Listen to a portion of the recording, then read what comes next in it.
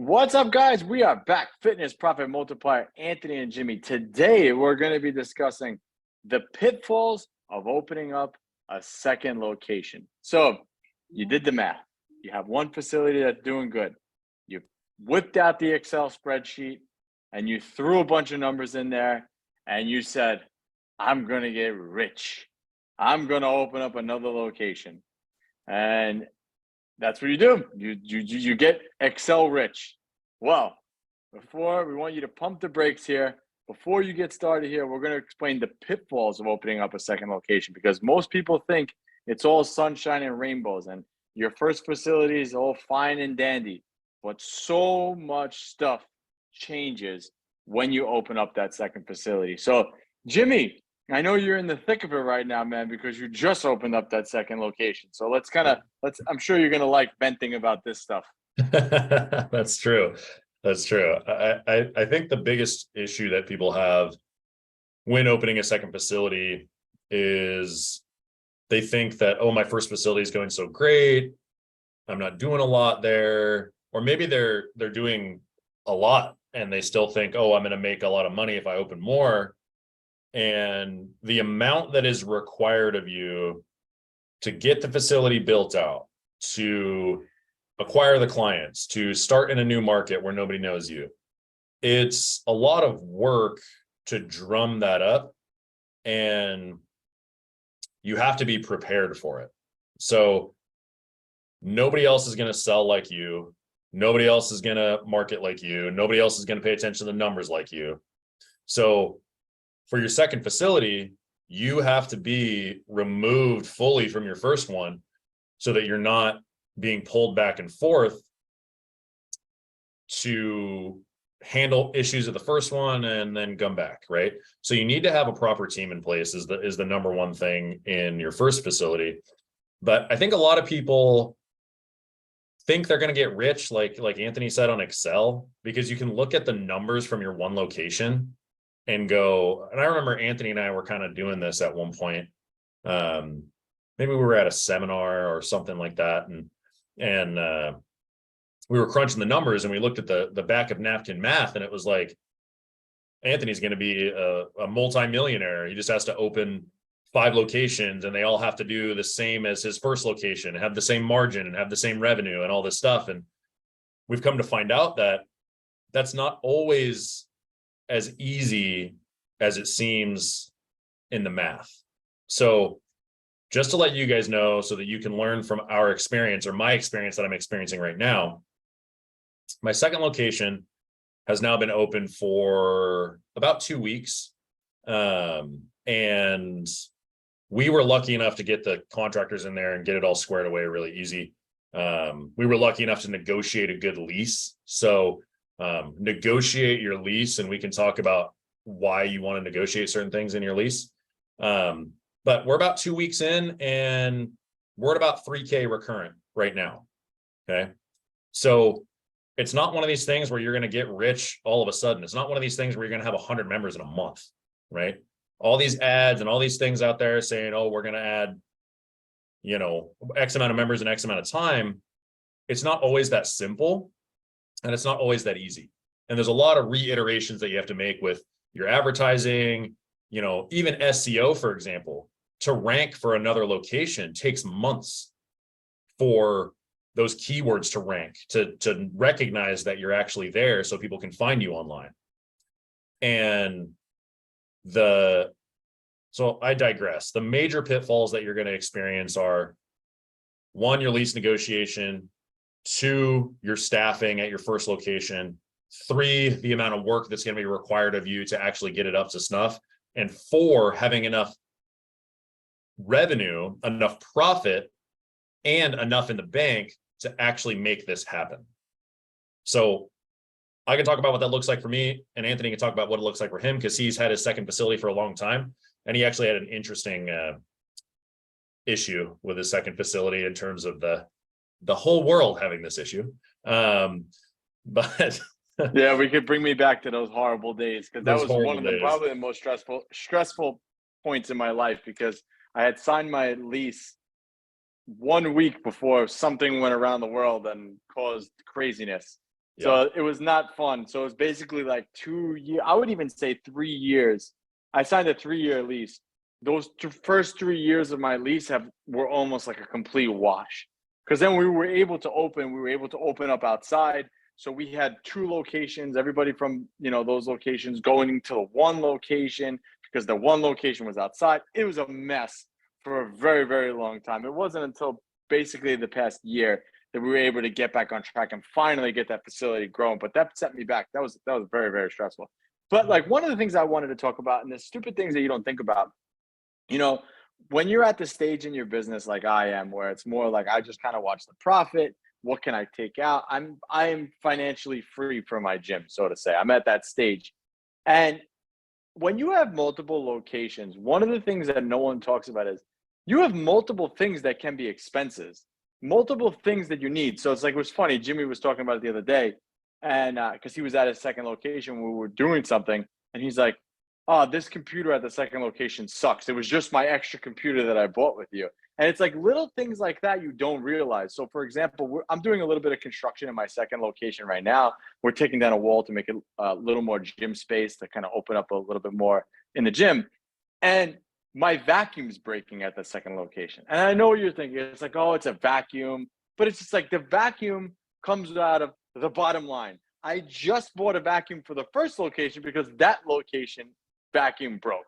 So it's like one of those things, like when you have 2 locations, you have 2 sets of problems. I know it's so minimal, but it's just like, that $150 could have went into something else. So whatever it is. But it's just like these are the things that no one talks about. Then on top of that, you have the pitfalls with staff. Who's going to work here? Who doesn't want to work there? Who doesn't want to work the weekends? This person doesn't want to cover here. 2 facilities, 2 sets of staff, 2 sets of headaches. Yep. And you could do your meetings and stuff together. Like a lot of that stuff you can kind of like, and we intermingle our trainers. I don't know if that's right or wrong, but we intermingle our trainers between both the locations because locations are close enough to do that. But if we didn't do that, it would be 2 sets of meetings every week, 2 sets of this, 2 sets of that. It's just like things you don't think about. It's funny too. Another thing that constantly happens too is like I buy water and I run out of water in the other location. Yep. It's like silly little things, but it's just like, I just bought that. It happens all the time with toilet paper, with paper towels. It's like, I just bought it, but it really was for the other facility. Right. Or sometimes you have like too much of one thing and another. So we have like one facility will run out of chocolate protein powder and the other facility has it. So now I got to go get the protein from the other facility, bring it there. It's like sometimes there's a lot more headaches than it thinks that it is. Mm-hmm. I mean, there was a list of things that my manager at Woodinville put together that we needed for the second location. And I was like, am I done spending money? No, we got this whole list. Every time I turn around, my Woodinville manager looks at me and goes, yeah, you got to spend another $1,000. You got to spend another $1,000, right? Every time I turned around, and it was like this one thing that I didn't order, right? Like I didn't have a defibrillator for my second facility. And I was like, crap, I got to get a defibrillator. I was like, I didn't have desks and office chairs and things like that, right? For our office. It's like, oh, we got to have all of that, right? So there's all these little things that you have to buy that you don't think about multiplying, because in your first space, you probably bought them piecemeal, right? It wasn't this thing where you got into your first space and you bought everything and everything was laid out the way you wanted it to. It was like you bought them piecemeal. You added equipment over time. You added these things over time. And when you go into a second facility, you have more of a thought process of how the first facility worked. So you want it to work similarly. So when you buy the equipment and you buy all the things, you're going to buy it all at once. So you have to think about how much money you have in the bank and how long it's going to take you to get profitable too. So on the flip side, you have all these things that you need to buy, just physical items that you don't think about. And then on top of that, you have your build out costs, you have all of your equipment costs, and then you have your rent, right? And you have to think about the fact that your second facility is not going to be kicking off profit day one. Not like a lot of people will tell you, right? Like Orange Theories and these big franchises and whatever, they're got all these pre-sales and all this stuff. And They have a lot of funding behind them, but you have to realize that the average Orange Theory owner is putting in 400K, maybe even 600K into that thing before it's even open. So they're putting a lot into advertising. You have to put a lot into advertising to get this flywheel spinning, and you have to have the funds to be able to do that, and you have to be comfortable doing it. So you got to have probably 100 grand in the bank just to make this work and make this happen. But another thing that can help you is if you negotiate your lease. So the big pitfall is not negotiating your lease properly. So if you are negotiating a lease and they have things in there like redevelopment clauses, run away from that lease, because a redevelopment clause basically says they can kick you out with 6 months notice and you're done. So if that's the case, you're never going to be able to build a business there. Okay. I like 5-year leases, 3 to 5 years I like. And when you're going into a new facility, you want to negotiate front end rent breaks, whether that's half rent for a little while, step laddered rent, or free rent on the front end. So just so you guys know, what we were able to negotiate in our second location is early access. So don't sleep on that, because you can negotiate early access into your lease, which means even if you have free rent on the front end of your lease, you can access the space early to start getting your build out done as soon as the lease is signed. So we were able to get early access. Our lease started in June 1st, but we were able to access the facility May 21st. So May 21st, I had my contractors lined up. They got in there, they got their stuff done. Okay. Then June 1st was our first actual part of our lease. June was free. No rent, no nothing for June. Okay. July was actually prepaid because you get first month and security deposit when you pay. So July was prepaid, but July, August, September, and October are all at half rent for me. And then full rent kicks in later. So that allows me to cover my costs with less clients in the beginning and then ramp them over time. So if you're just going to go straight into a lease that's like 1 month free on the front, sometimes it's not enough, because you can't fill the clients as quickly as you may think. It's going to take you a quarter or two to get your client base up to a point where you can pay for your staff, you can pay for your rent, and you have these other expenses figured out, like your power bill, your software upgrades, your little things that come in that you need to buy. So make sure that you negotiate that lease properly. That's one of the biggest pitfalls that people fall into. And I'd say the biggest pitfalls, Anthony, are not having enough reserve capital, not having enough profit from your first facility, not being removed enough from your first facility, and not negotiating your lease well. The other thing you got to keep in mind too, guys, is your culture is going to change. You know, I was talking to Jimmy about this, and I don't know if he sees it yet. It might not. It might be very, very soon. But I went to visit Jimmy's gym, and they were, you know, there's like little things, that little camaraderie things that happen at that first location. Like, so Jimmy has this corny thing where they frog each other, and they have like little frogs, and they put them around each other. It's like really gay and corny. But anyway, that's like part of the camaraderie at the place. And then, you know, like Jimmy will find like a frog somewhere, and it's like it's a laughing thing. That second facility, that goes right out the window, because you can't be, as the manager and owner, you can't be at both. It's very, very hard to create that camaraderie when you're trying to grow the second one, and then there's a headache over at the first one, and you're running back to the first one. Whereas when you're in the first one, everything is localized to one spot.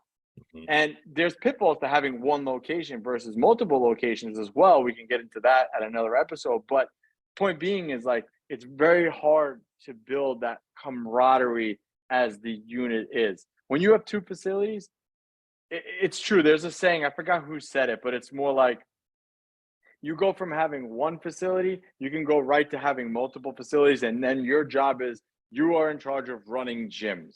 That's ultimately what it comes down to. But when you have one, you have like, not a toy, but you have a business, but you have like fun building the business. The fun goes out the window when you have a second one. It goes right out the window. All that fun is gone. Not to burst anybody's bubble, but that's what happens. The fun is gone. Shit just got real. You are now more lonely than you were before as a business owner. So just keep that in mind, guys. And I think that we're ranting on and on. But if you really want to know here if you should be opening a second facility, you need to get on the phone with us. We can walk you through this and make sure that you're ready to do that. And again, if you are ready to do that, we can help you make that jump and scale that second location to the moon and back. So if you guys are interested in that, just click that link below. And until next time, Anthony and Jimmy, Fitness Profit Multiplier, we are out.